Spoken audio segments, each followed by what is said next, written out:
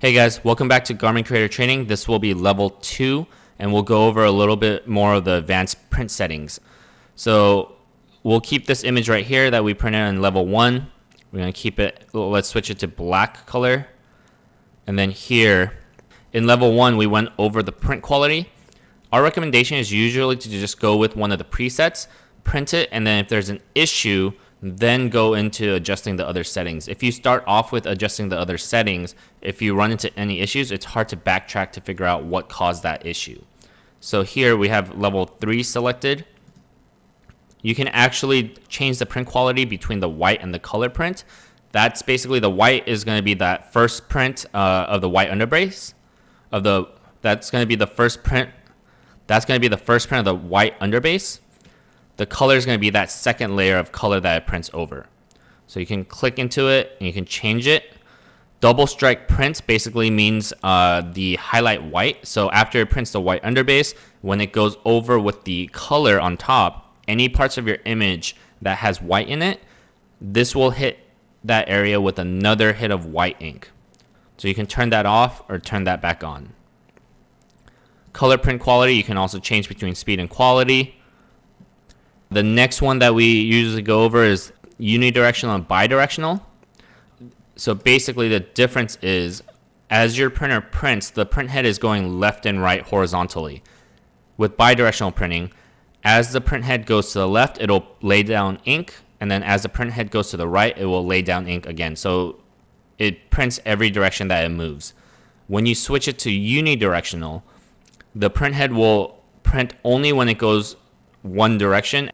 One main reason you would use unidirectional printing is if you're printing on a garment that's very thick, uneven, something where you can't keep the platen height as close to the print head as possible, which causes sometimes a doubling in your image because as it goes to the left and goes to the right, the further the garment is away from the print head, the print will double more and more.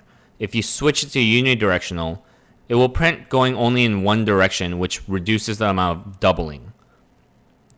Most of the time you will be staying on bidirectional because unidirectional is about half the speed. The next one most people won't have to touch. It's the media profile. Garment Creator already has its set profiles set in here, but if you do create a new color profile, you have the option of importing that profile from your computer.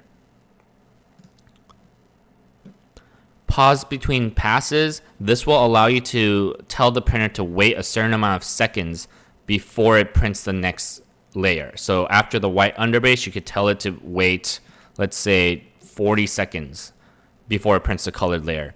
You usually don't have to do this. This is mainly to give the white underbase some extra time to dry before the color goes on. But as long as you pre-treated the garment correctly, you shouldn't run into this issue. So we'll set that back to 0.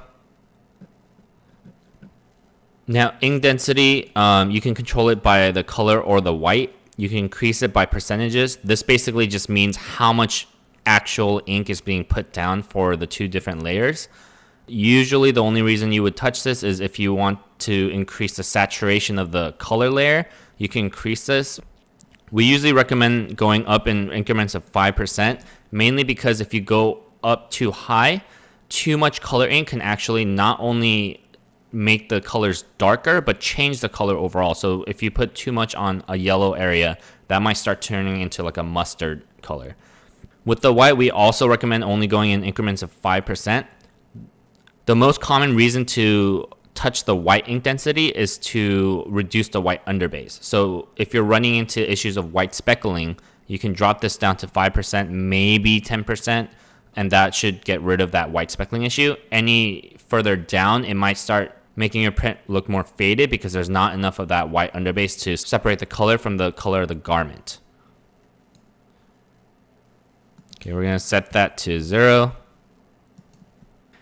Next is something that you can use for troubleshooting. So if you ever have a print where you have a faint white outline peeking outside on the edges of the print, that's actually the white underbase that's showing on the edges. So it's bleeding out a little too far.